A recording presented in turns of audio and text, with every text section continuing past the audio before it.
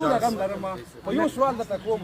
په هیڅ صورت قاتل درنه غواړم او زه یې درنه غواړم هسې نه چې ګوره د جاپاني خلک ډېر پیدا شو جاپاني نه د جاپاني ګوره بسم الله الرحمن الرحیم انا لله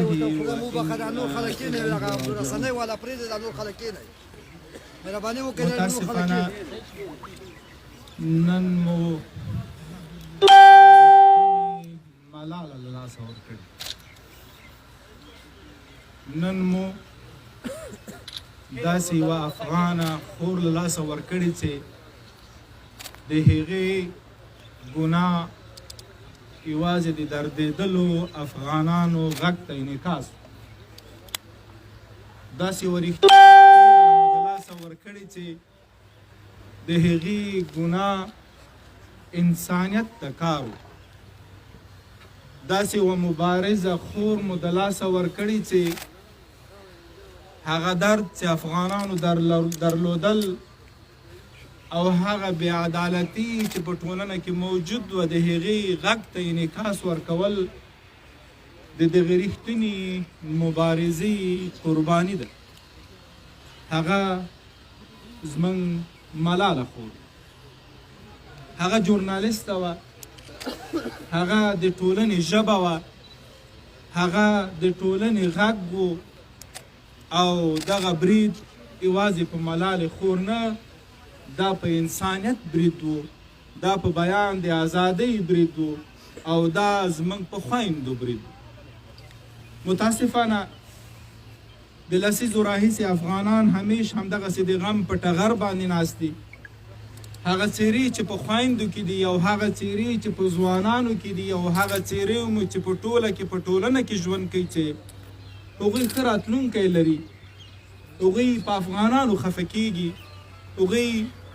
په انسانیت باندې خفه کېږي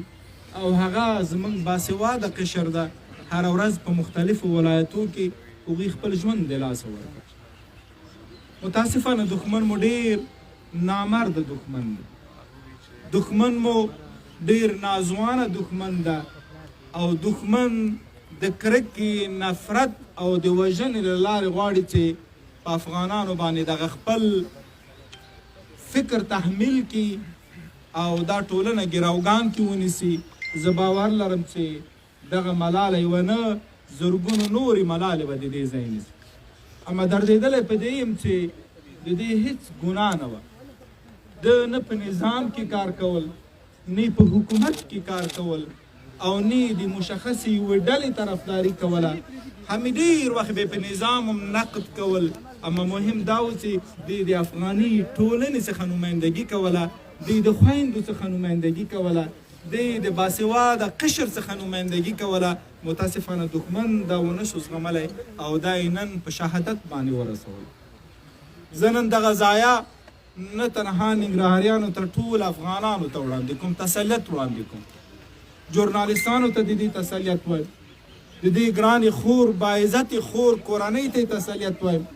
او هغه ډریور یا هغه باعزته مشر یا هغه افغان چې دې سره په دې برخه کې کار کول زحمت یې باسل د هغه کورنۍ ته تسلیت وایم او همدارنګه په ټوله کې د انعکاس تلویزیون رهبرۍ او کارمندانو ته تسلیت وایم اما غواړم چې تاکید په دې وکړم دا نن سهار مې په همدې باندې عاجل یو امنیتي مجلس نیولی او ډېر واضح الفاظ و کلماتو کې مې د امنیتي ارګانونو نه غوښتي دي چې په هر قیمت کې قاتل به راته پیدا کړي په هر قیمت کې قاتل پسې به قدم اخلي او قاتل به پیدا کېږي د قانون منګولو ته به سپارل کېږي نو خبرې نه اوږدوم کافي دردېدلی یم درد مې لیدلی ده درد مې ځکه لیدلی چې د خور سره مې دوه درې ځل مجلس کړی و د دې هغه بلاغت د دې فصاحت وطن دوستي ایمانداري حیای عزت هغه څه و چې دا ټولنه ورباندې رنګینه ښکلې ښکارېدله اما دښمن دا ونه شو زغملی پروردګار د دې ته جنتونه ورکړي یو ځل بیا زه د رسنیو کورنۍ ته د دې تسلیت وایم او همدارنګه د دې باعزتې کورنۍ ته تسلیت وایم ټول افغانانو ته تسلیت وایم دا متاسفانه دا کرغېړن جنګ هره ورځ همدغسې ستونزو مشکلاتو سره مخامخ کیږو د دې معنا نه لري چې موږ غفلت کړی وي موږ اعظمي کوشش کوو خو داسې مشکل سره مخامخ کیږو. دا 2-3 ورځې تاسو ژورنالستانو باعزتو که وګورئ ټول ورځ موږ دا راپور چې فلانی مو ونیول، انتحاري مو ونیول، انفجار مو ونیول. موږ تېره ورځ کافي نیونه لرودله، واسکټونه مو ونیول، اختطافچیان مو ونیول، جنایي پیښو غله مو ونیول، قاچاقبران مو ونیول. اما کله کله داسې یو ستونزه پیدا کېږي. زه یو ځل بیا تسلیت وایم او پروردګار دې ته زما ګرانې خور ملالې ته او همدارنګه هغه ډریور چې د سره و هغه باعزت شخص چې و دواړو ته جنتونه ورکړي. کورنۍ ته تسلیت وړاندې کوم. والسلام علیکم ورحمة الله وبرکاته. په یوه خبر ته کوم داسې نه غواړم زما یوازې نه درکوم زموږ ټول اولاد دا چې پښتون ما کوشش وکړ دا لور مې دغه ته ورسوه. انشاءالله زه نورې ملالې لرم، زه نوره غم لرم. په یو سوال درته کوم، په هېڅ صورت تعطیل درنه غواړم او زه درنه غواړم. هسې نه چې ګوره د جاپاني خلک ډېر پیدا شو، جاپاني نه د جاپاني ګوره زه په خلکو سر ګرځوم. دا ملاله داسې 10 ملالې نورې ما سره شته.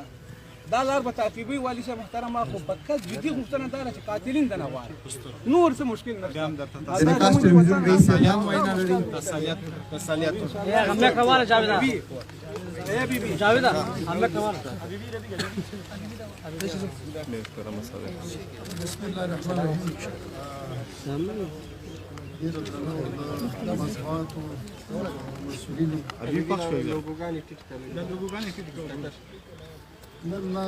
نه یوازې دا چې په ننګرهار کې د انعکاس د تلویزیون لپاره یوه توره او بده ورځ ده، بلکې د ټولو مطبوعاتو لپاره